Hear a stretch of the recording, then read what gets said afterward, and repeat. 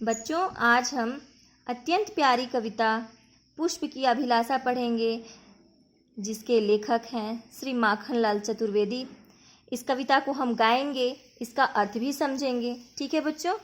चाह नहीं मैं सुरबाला के गहनों में गूथा जाऊं, चाह नहीं प्रेमी माला में बिंद प्यारी को ललचाऊं, चाह नहीं सम्राटों के सब पर हे हरि डाला जाऊं, चाह नहीं मैं देवों के सिर चढ़ूं भाग्य पर इठलाऊं। मुझे तोड़ लेना वनमाली उस पथ पर देना तुम फेंक, मातृभूमि पर शीश चढ़ाने जिस पर जाएं वीर अनेक। तो इस कविता के जो कवि हैं श्री माखनलाल चतुर्वेदी, वह एक फूल के रूप में अपनी इच्छा को व्यक्त करते हैं। वे कहते हैं, चाह नहीं मैं सुरबाला के गहनों में गुथा जाऊं।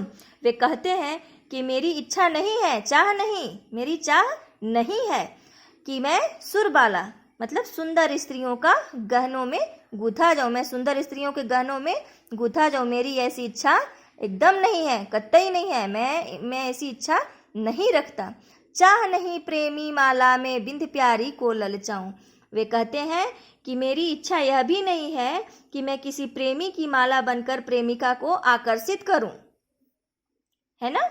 मेरी इच्छा नहीं है। जो फूल के रूप में वह अपनी इच्छा बताते हैं, वह कहते हैं कि फूल कहता है कि मेरी इच्छा नहीं है कि मैं किसी प्रेमी की माला बनकर के प्रेमिका को आकर्षित करूं, ललचाऊं।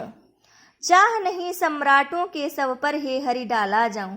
वे कहते हैं कि मेरी इच्छा यह भी नहीं है कि मैं भगवान की मूर्तियों पर चढ़ाया जाऊं और इस पर अपने आप को भाग्यशाली मानकर घमंड करूं, इठलाऊं, है ना। तो चढ़ूं भाग्य पर इठलाऊं, वह ईश्वर के मूर्ति पर भी नहीं चढ़ाने का उनकी इच्छा है। वे कहते हैं मेरी इच्छा यह भी नहीं है कि मैं भगवान की मूर्ति पर चढ़ाया जाऊं और भाग्यशाली मान करके अपने आप को घमंड महसूस करूं।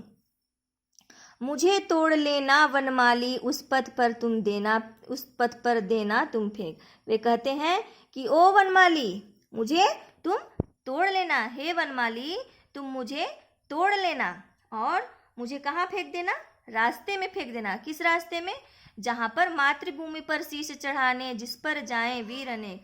जहाँ वीर पुरुष जो हैं, जो शूरवीर हैं, जो अपने देश के लिए, अपनी मातृभूमि के लिए अपने आप को अर्पण करने जा रहे हैं, अपने आप को बलिदान होने जा रहे हैं, है ना।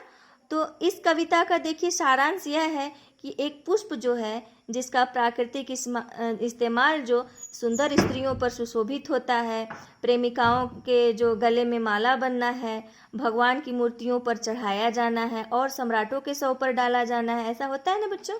तो वह जो पुष्प है, इस सब को छोड़कर अपने आप को देश पर बलिदान होने वालों पर डालने के लिए माली से अपनी इच्छा प्रकट कर रहा है।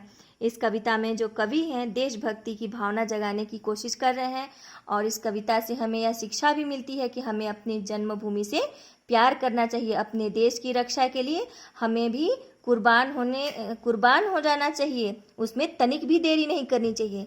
ठीक है बच्चों, उम्मीद करती हूँ यह कविता आप लोगों को बहुत अच्छी लगी होगी। आप इस कविता को याद कीजिए और इस कविता का जो भावार्थ है उसको समझने की कोशिश कीजिए और इस कविता से शिक्षा ग्रहण कीजिए। धन्यवाद।